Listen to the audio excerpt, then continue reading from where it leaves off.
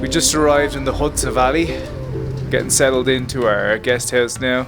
It's pretty cold up here, but we got the fire lit. Got some coffees, ordered some soup, some food. There's a view outside the window.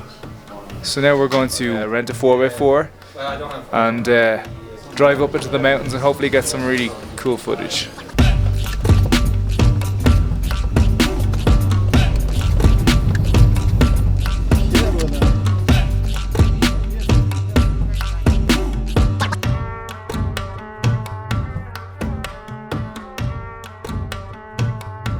Lake Attabad, here we are.